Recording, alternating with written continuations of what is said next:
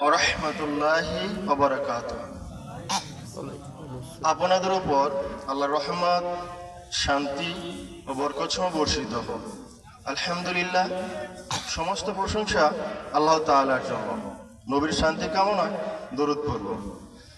আল্লাহুম্মা সাল্লি আলা মুহাম্মাদ ওয়া আলা আলি মুহাম্মাদ كما صليت على إبراهيم وعلى آل إبراهيم إنك حميد مجيد. اللهم بارك على محمد وعلى آل محمد كما باركت على إبراهيم وعلى آل إبراهيم إنك حميد مجيد. أعوذ بالله من الشيطان الرجيم. بسم الله الرحمن الرحيم.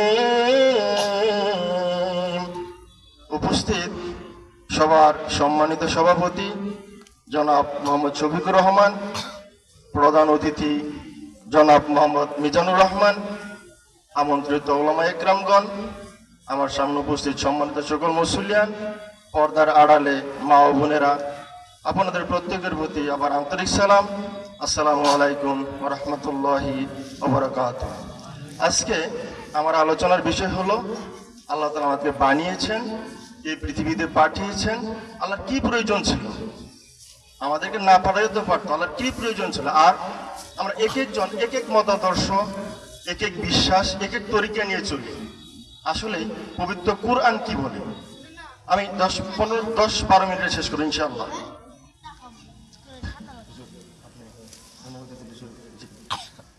আমাদেরকে আল্লাহ পৃথিবী বানিয়েছেন, এই পৃথিবীতে পাঠিয়েছেন।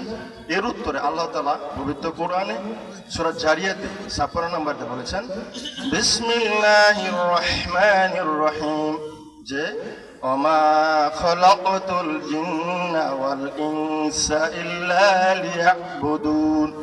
এর অর্থ আল্লাহ তাআলা বলতেছেন যে কথাটা এমন জোর দিয়ে বলছে যে আমি জিন ও মানব জাতিকে ইবাদত ব্যতীত সৃষ্টি করি নাই। এটাকে আমরা সহজ করে বলি যে আল্লাহ তাআলা জিন ও মানব জাতিকে সৃষ্টি করেছে শুধু আল্লাহর ইবাদতের জন্য। এখন আমার প্রশ্ন, ইবাদতটা কি? ইবাদত শব্দের অর্থ হলো উপাসনা করা, গোলামি করা, দাসত্ব করা। দুনিয়াবি একজন গোলাম কি করে? তার মনিব যে কাজটা দেয়, যেভাবে করতে বলে ঠিক সেভাবেই করে। মূলত আমরা কার গোলাম? আমরা আল্লাহ তাআলার গোলাম। আল্লাহ তাআলা যে হুকুম দিয়েছেন, বিধান দিয়েছেন কুরআন এবং হাদিস, সেই অনুযায়ী জীবনকে পরিচালনা করার নামই ইবাদত করা। আল্লাহ তাআলা আমাদের পাঠিয়েছেন তার গোলামি করার জন্য, দাসত্ব করার জন্য, ইবাদত করার জন্য। সূরা মুলকে 2 নম্বর আয়াতে আল্লাহ তাআলা বলেছেন, বিসমিল্লাহির রহমানির রহিম, যে আল্লাযী খালাকাল মাউতা ওয়াল হায়াতা লিয়াবলুয়াকুম আইয়ুকুম আহসানু আমালা ওয়া হুয়াল আজিজুল গফুর। আল্লাহ তাআলা বলেছেন যে আমি তোমাদেরকে সৃষ্টি করেছি জন্ম এবং মৃত্যু, যাতে তিনি আপনাদেরকে পরীক্ষা করতে পারেন আপনাদের মধ্যে আমলে কেউ সর্বোত্তম। তিনি মহাপরাক্রমশালী এবং ক্ষমাশীল। আমল কি? আমল শব্দের অর্থ হলো উত্তম কর্ম। কে করতে ভালো কাজ করতে পারে?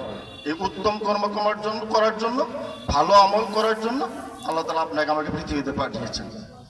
সূরা ইমরানের 185 নম্বর আয়াতে আল্লাহ বলেছেন, বিসমিল্লাহির রহমানির রহিম, যে কুল্লু নাফসিন যায়িকাতুল মাউত ওয়া ইন্নামা তুওয়াফাউনা উজুরাকুম ইয়াওমাল কিয়ামাহ ফামান যুহজিহা আনিন নারি ওয়া দাখিলাল জান্নাতা ফাকাদ ফাজ ওয়ামাল হায়াতুদ দুনিয়া ইল্লা মাতাউল গুরুর। আল্লাহ তাআলা বলতেছেন, যে প্রত্যেক আত্মাই মৃত্যুর স্বাদ গ্রহণ করবে, অর্থাৎ প্রত্যেক আত্মাই মারা যাবে। কিয়ামতের দিন তোমাদের প্রতিদান তোমাদের পূর্ণ মাত্রায় দেওয়া হবে। সেদিন মানে শেষ বিচারের দিন যাকে জাহান্নামের আগুন থেকে বের করে জান্নাতে প্রবেশ করানো হবে সেই সফল কাম। আর দুনিয়ার জীবনটা একটা ধোঁকা। ধোঁকা বলতে ওলামায়ে কেরাম অনেকভাবে বুঝিয়েছেন। আমার যেটা ভালো লাগে সেটা হলো, আমি কারো ভালোবাসা ছোট করছি না, শুধু বোঝার জন্য বলছি যে আমরা কতটা ধোঁকার মধ্যে আছি। যেমন যেই মা আপনাকে 10 মাস 10 দিন গর্ভে ধারণ করলো, ভূমিষ্ঠ হওয়ার পর বাবা মিলে আপনাকে বড় করলেন, সেই আপনি বড় হয়ে বাবা মাকে বৃদ্ধাশ্রমে রেখে আসেন। তারপর আপনি বড় হলেন, বিয়ে করলেন, স্ত্রীকে যদি ভরণ পোষণ তার প্রয়োজনীয় চাহিদা পূরণ করতে না পারেন, স্ত্রী বলে বিয়ে করার দরকার কি ছিল।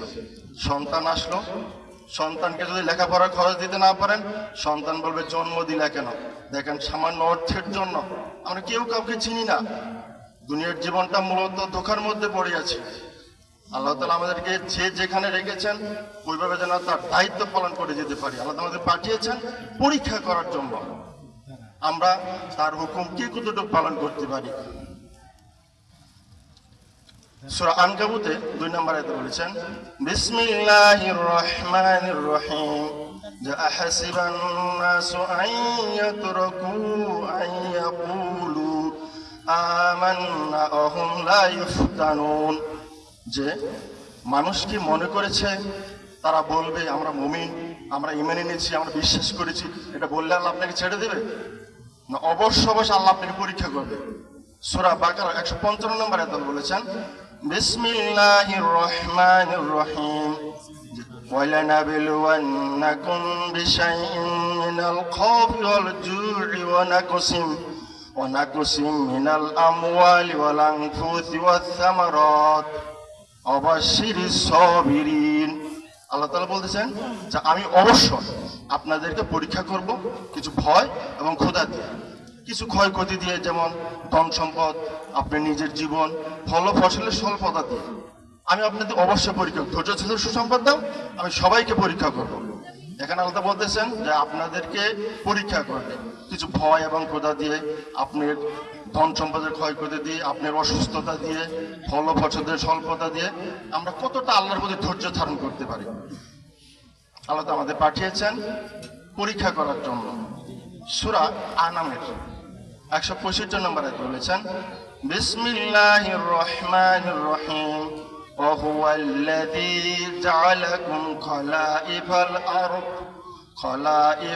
আরদি ওয়া রাফআ বা'দাকুম ফাওকা বা'দিন দারাজাতিল লিয়াবলুয়াকুম ফীমা আতাকুম ইন্না রাব্বাকা সারিউল ইকাব।